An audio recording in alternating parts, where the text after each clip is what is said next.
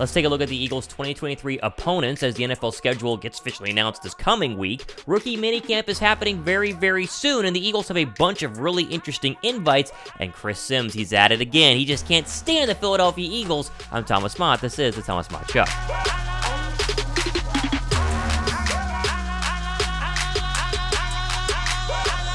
What's up, guys? Thomas Mott here. Welcome to the Thomas Mott Show on a Thursday. There is a ton of stuff going on, but first, let's start with the 2023 opponents. The NFL schedule rumored to be launched next week. Full breakdown of that coming. Just to remind you, here are the Eagles' opponents, both home and away, this coming season. Obviously, your home games are going to be your three divisional opponents, the Giants, the Washington Commanders, and the Cowboys. Then you have the Bills. That's going to be a very fun home matchup. That could be something you put on primetime. Hurts versus, obviously, Joe Burrow. Josh Allen. San Francisco, how about that one? Talking about the San Francisco 49ers whining their way to the couch as the Eagles beat them in the NFC title game. Vikings, Cardinals, Jonathan Gannon, and then Dolphins. Tua versus Jalen Hurts. Tua, the guy who took over Hurts' job at Alabama. That'll also get a lot of love as well. Then your away games, the three divisional rounds, and you play at Tampa, at Kansas City, big rematch there, at Aaron Rodgers and the Jets, at Bill Belichick, very long trip to the Rams, and then against the Seattle Seahawks. What do you guys think? Is this a tough schedule, an easy schedule?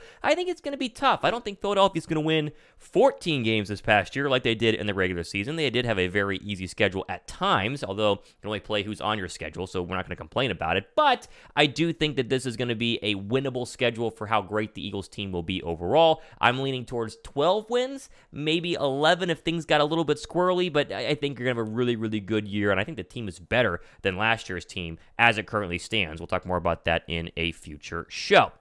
Okay, quickly here, Chris Sims. You remember him? He always gets on PFT and likes to absolutely, rip the Philadelphia Eagles. He's a Giant guy, played for the Giants, Giant fan, whatever. Even Chris Sims had to admit the Eagles are absolutely stacked. Thumbs up. You're going to like this. I put a tweet out on Friday night, stop. I'm a Giants fan, stop. It's ridiculous. It's illegal team building. I'm throwing a flag. Illegal team building. 15-yard penalty.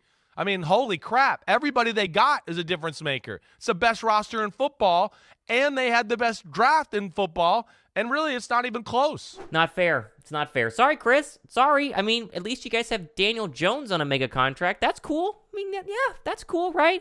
The Giants won't be trash this year, but the Giant roster versus the Eagle roster is night and day. It is a night and day difference, which is not that hard of a hot take at all. I think most Giant fans would admit that as well, even though they are a fickle bunch. Okay, we'll get to this rookie minicamp, some of the interesting invites Philadelphia's had here in just 1 second. First, we got 10 left. 10 left of the official Philly hat, PhillyHat.com. Go ahead and pick up the black one, as it is the only one I have in stock right now. I also have the snapback in the non-3D print, but the green are all gone. I'm going to order some more here for you guys because the greens are really hot, but 10 more in the black. The pre-orders are still going on. These are going to start shipping next week, so if you want to get it in, I would really appreciate if you guys jumped on here and picked up the hat. Trust me, you're really going to like it, and the quality versus a lot of other content creator stuff, I think, is the big difference because I did this at a local embroidery shop. So PhillyHat.com, nice and clean, black with the white lettering. Pick one up, link down below in the description box.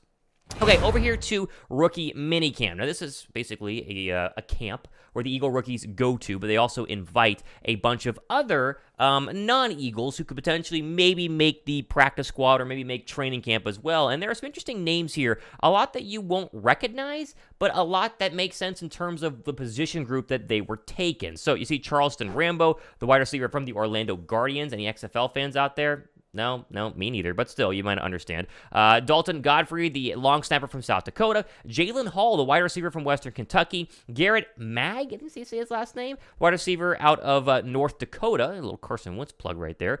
Chim, I think that's Okafor. He's from Benedictine College up there, I think in Kansas. Is that where Benedictine College is? I had a buddy that went there. Samis Reyes is the tight end. He's a free agent. Deshaun White, the linebacker from Oklahoma. TJ Cole, the running back from... I don't know how to say that college's name. Let me know how you say it down below in the description box. TJ Cole, also, or I already said him, sorry. Bentley Sanders, a DB from Nevada. Xavier Bell, the safety from Portland State. Jordan Murray, the tight end from Hawaii. Jasir Cox, the safety from West Virginia. And Toa Tuau, these names are tough. The running back from Nevada. Now, again, a couple of thoughts here. One, hard names to say, colleges that you've never heard of. That's why they are getting the invite to rookie minicamps, because they were the best players from some of these smaller schools like Benedictine or, Portland State, or even a school like Hawaii. It's not necessarily a big one there, kind of near Waikiki Beach. But my main takeaway here is wide receiver. They are going to have a very, very, very open competition at wide receiver. They bring in 3 wide receivers for rookie minicamp. They obviously signed some undrafted free agent wide receivers like Jaden Hasselwood, Joseph Ngata as well. They are really going to try to make sure they have the best 5, maybe 6 wide receivers on this roster. Now, maybe Greg Ward makes the roster, maybe he doesn't. Maybe Quez Watkins is wide receiver number 3, maybe he's not. I don't know, but what I do know is that the Eagles are going to make sure it's A.J. Brown, Devontae Smith, 1A, 1B, or Batman Robin, whatever you want to call it, and then the best guy at number 3. Is that Alonso Zaccheaus? Is that somebody else? I don't know, but they are definitely bringing in competition. I think the wide receiver room is going to be one of the more interesting competition positions that you can watch for going into training camp. And speaking of this entire roster, I'm going to do an entire roster breakdown after the draft coming up maybe tomorrow, so subscribe and thumbs up for that. Okay. I do want to go ahead and mention this as well as we get ready to wrap up on today's show. Eagles Nation has the tweet. Quote, Micah Parsons told reporters today he will not be participating in Cowboys offseason program. He instead will be with private trainers in Austin to work on adding bulk and weight to become a full-time defensive end next season with the eye emoji. Okay, this is Cowboy stuff, but it affects Philadelphia. First off, it's a little weird he wouldn't attend the Cowboy offseason program. Like, I understand he wants to work out with his guys, but are his guys that much better at adding weight and bulking up than what he could have done with the Cowboys? I'm not in these, private workouts or at the offseason training program. Maybe they're working too much on cardio and he wants to, lift more weights and eat more to put on a little more size. I have no idea. Not a big deal, though. We're not going to pretend like, oh, he's missing, he's upset. He's not. He's just trying to get a little bit thicker. But this is a big deal for Dallas to officially make him a full-time pass rusher. We do forget that Micah Parsons was an Eagle option, and I was one who was really high on the guy, as a linebacker at number 10 in the Devontae Smith draft. I thought middle linebacker, the Eagles can fix that issue.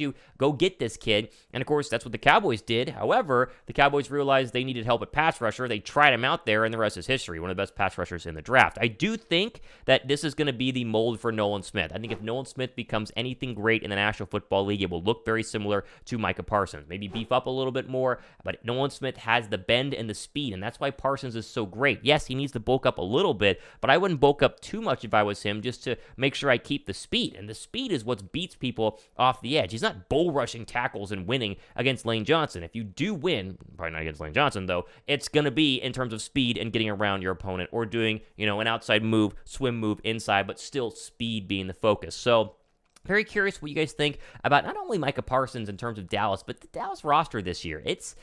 People are saying that they're the biggest competition of the Eagles in the NFC, at least the NFC East. People are saying they might not be good at all. People are saying, the word on Dallas is always crazy. Cowboy fans will tell you it's another Super Bowl year, and, it's our year, we them boys, which is always, BS. But I am very interested to see what kind of roster they end up with at the end of training camp and how they look going into the season, because if they look bad again, Philly's going to make sure to put them in their place and make sure they get fired in terms of a lot of their coaching staff. So thumbs up for that. Plus, Dak needs a new contract, and I don't know if they want to do that. So we shall see. Okay, plenty more stuff happening next couple of days and weeks. Shout out for all the editing work I've been working on here. I'm trying to make this not one of the cleanest content creator in terms of Eagles and NFL on YouTube. Editing, to me, makes YouTube videos way, way better. I watch videos longer if they're edited better, and I feel like a lot of people on these platforms don't put a lot of effort into editing.